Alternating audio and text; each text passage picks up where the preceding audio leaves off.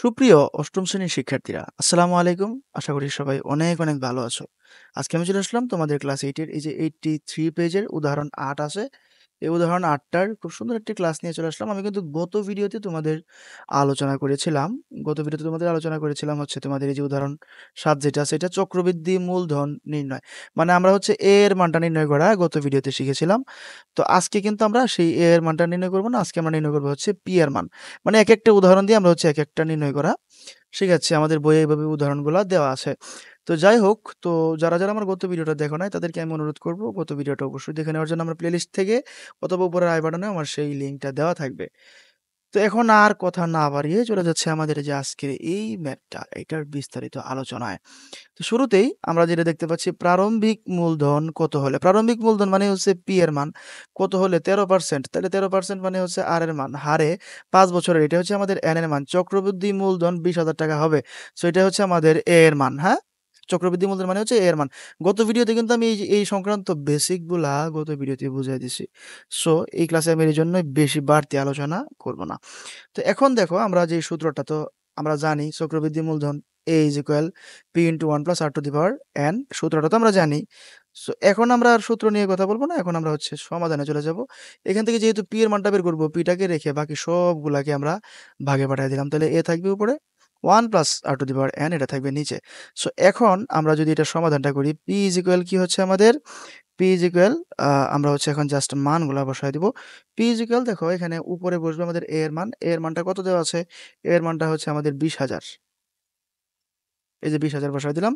নিচে বসবে হচ্ছে আমাদের 1 প্লাস R এর মানটা কত? R এর মানটা হচ্ছে 0.13। এটা কিভাবে বের করছি? এই যে 13 কে যদি আমরা 100 দিয়ে ভাগ করি, তাইলেই আমাদের এটা চলে আসে। হ্যাঁ, পার্সেন্টেজটা দূর করলাম আরকি। সো এটাকে আমরা বসায় দিব কি 0.13। এরপর হচ্ছে ব্র্যাকেট ক্লোজ। n এর মানটা কত আছে? দেখো n এর মানটা আছে হচ্ছে আমাদের 5 বছর। সো দেখো খুব সহজ ম্যাথ, আসলে অনেক ইজি। এই যে উপরে হচ্ছে 20,000, নিচে হয়ে যাবে কত যোগ করলে 1.13, এবং এটাকে যদি আমরা পাওয়ার বসায় দিব কত 5। তাহলে এখন যেই কথাটা হচ্ছে সেটা হলো যে দেখো এই যে 20,000, এই 1.13 কে যদি পাওয়ার 5 দাও, এটা তোমাদের যে কোনো ক্যালকুলেটরে তোমরা সাইন্টিফিকে পারবা। এই পাওয়ারটা 5 দিলে আমাদের এটার মানটা আসে হচ্ছে 1.84, এরকম কিছু একটা। পরে আরো অনেকগুলো সংখ্যা আসে, তোমরা যদি মনটায় চায়, ধৈর্য থাকে, ওইগুলো লিখতে পারো, কোনো সমস্যা নাই। যাই হোক, তো এইটা এখন ক্যালকুলেটরে বসানোর পরে আমাদের কিন্তু একটা রেজাল্ট পেয়ে যাচ্ছি আমরা, সেটা হচ্ছে কত, 1000 আহ, 8 10,855, হ্যাঁ 10,855.2 টাকা, এরকম একটা রেজাল্ট আসে আমাদের। তো যাই হোক, আশা করি তোমরা কিন্তু আজকের এই ম্যাথটা অনেক ভালো করে বুঝতে পারছো। আমি ট্রাই করছি একদম সহজে, একদম যতটুকু ইজিলি তোমাদেরকে বুঝায় দেওয়া যায় ততটুকু ইজিলি বোঝানোর জন্য। তোমরা কিন্তু ভাবতেই পারো যে এরকম ছোট ছোট ভিডিও কেন বানাইতেছি। এখন অনেকেই তো আছে যাদের ধৈর্য কম। আমি যদি একটা বড় ভিডিওতে সব সলভ একসাথে করে দেই, তাদের কাছে আসলে এগুলা ভালো নাও লাগতে পারে। এই জন্য ছোট ছোট পার্ট বাই পার্ট ভিডিও বানাইতেছি। আমার প্লেলিস্টে একবার ঢুকলেই কিন্তু তুমি এক বসাতেই তোমরা সবগুলো ভিডিও দেখে নিতে পারবা। ওকে, তো আজকের এই ম্যাটার সমাধান আমাদের এখানেই শেষ হচ্ছে।